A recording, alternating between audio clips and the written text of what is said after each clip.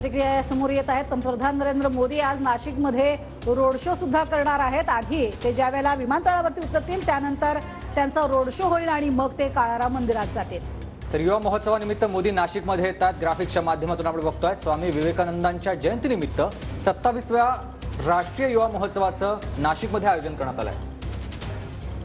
तर 27व्या महोत्सवाची थीम ही विकसित भारत 2047 अशी ठेवण्यात आली आहे।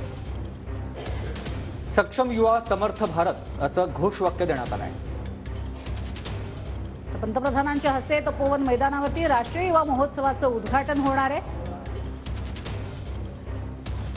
स्वामी विवेकानंदांच्या जन्मदिनानिमित्त राष्ट्रीय युवा दिन साजरा होतो। संपूर्ण आठवडा हा राष्ट्रीय युवा सप्ताह म्हणून साजरा केला जातो। केंद्र सरकारकडून दरवर्षी राष्ट्रीय युवा महोत्सवाचं आयोजन केलं जातं। तर दरवर्षी एका राज्यात संयुक्त उपक्रमाचं आयोजन होतं। यंदा तसा मान नाशिकला मिळालाय। तर महाराष्ट्राला यजमानपद मिळालेलं आहे आणि राष्ट्रीय युवा महोत्सवाचं आयोजन हे नाशिकमध्ये करण्यात आलेलं आहे।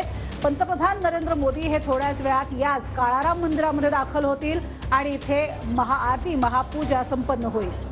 पंतप्रधान नरेंद्र मोदींचा आजचा महाराष्ट्र दौरा आणि महाराष्ट्र दौऱ्यादरम्यान नाशिक आणि नवी मुंबईमध्ये ते दौरा करणार आहेत। यावेळेला अनेक विकास कामांचं लोकार्पण पंतप्रधान नरेंद्र मोदींच्या हस्ते पार पडणार आहे आणि त्याच निमित्तानं आपण बघतोय जय्यत तशी तयारी नाशिक आणि नवी मुंबईमध्ये करण्यात आलेली आहे। तर आपण बघतोय ही तयारी होत असताना संपूर्ण भारतभरातनं युवा वर्ग हा इथे नाशिकमध्ये एकवटलेला आपल्याला पाहायला मिळतोय।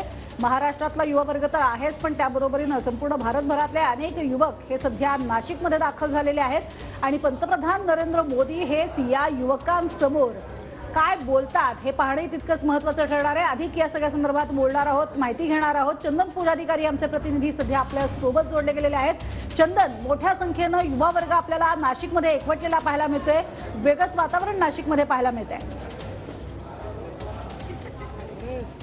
आपण बघतोय की या ठिकाणी पंतप्रधान नरेंद्र मोदी पुढच्या काही वेळात हेलिपॅडवर दाखल होणार आणि तत्पूर्वी अत्यंत उत्साहाचं वातावरण जे आहे ते नाशिकमध्ये बघायला मिळतंय।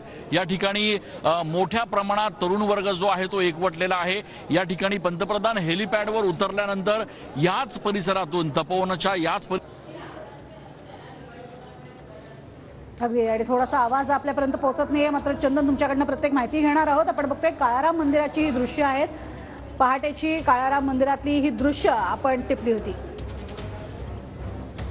एकीकडे बघतोय युवक मोठ्या संख्येने इथे जमा झालेले आहेत। संपूर्ण भारताची जी संस्कृती आहे त्या संस्कृतीचं दर्शन इथे आपल्याला घडताना पाहायला मिळतंय। पुन्हा एकदा जाऊया चंदन यांच्याकडे। चंदन,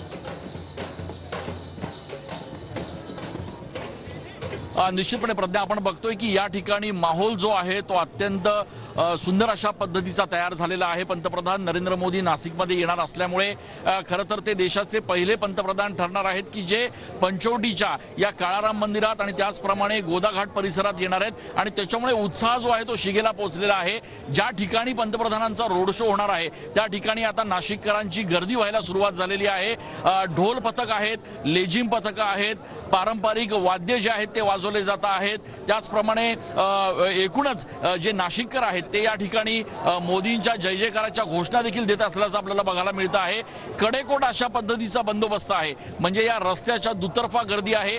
एका बाजूला पंतप्रधानांचा ताफा काही वेळानंतर या ठिकाणी जाणार आहे, तर दुसऱ्या बाजूला नाशिककर जे आहेत ते पंतप्रधानांना या ठिकाणी थेट बघू शकणार आहेत आणि त्याच्यामुळे अत्यंत उत्साहाच्या या वातावरणामध्ये पंतप्रधानांचा हा संपूर्ण रोड शो आहे तो नाशिकच्या तपोवन भागातनं होणार आहे। नाशिकच्या याच तपोवन भागामधनं हा रोड शो पुढे गेल्यानंतर इथे पंतप्रधान रामकुंडामध्ये जाणार आहेत। त्या ठिकाणी त्या परिसरात जाऊन तिथे दर्शन घेणार आहेत, तिकडनं काळाराम मंदिरात जाणार आहेत आणि आपण माझ्या मागे हा उत्साह बघू शकताय। नाशिककरांमध्ये प्रचंड उत्साह जो आहे तो बघायला मिळतो आहे। झुंबड मोठ्या प्रमाणात आहे, गर्दी प्रचंड मोठ्या प्रमाणात आहे, त्यासोबतच पोलिसांचा बंदोबस्त देखील तितक्याच मोठ्या प्रमाणात आहे। रॅलीसाठी जरी मोदी येत असले आणि त्यांना बघण्याची जरी नाशिककरांना संधी असली तरी प्रत्येकाची कसून चौकशी केली जाते आहे। बॅरिकेडिंग आहेत सगळ्या येणाऱ्यांची कसून चौकशी करून तपासणी करून त्याच्यानंतरच त्यांना रोड शोच्या परिसरात सोडलं जात आहे। त्याच्यामुळे प्रचंड मोठ्या प्रमाणातला हा संपूर्ण बंदोबस्त आहे। या सगळ्या कार्यक्रमानंतर पंतप्रधान राष्ट्रीय युवा महोत्सवाचं उद्घाटन करतील। जो परिसर इथून अगदी काही अंतरावर आहे त्या ठिकाणी पंतप्रधानांची सभा जाहीर सभा होणार आहे आणि सकाळी गिरीश महाजन म्हटल्याप्रमाणे ही सभा जी आहे ती आतापर्यंतची सगळ्यात मोठी रेकॉर्ड ब्रेक अशा पद्धतीची नाशिकची सभा होणार आहे आणि या सभेसाठी देखील सकाळपासूनच नाशिककरांनी त्या ठिकाणी जायला सुरुवात केलेली आहे।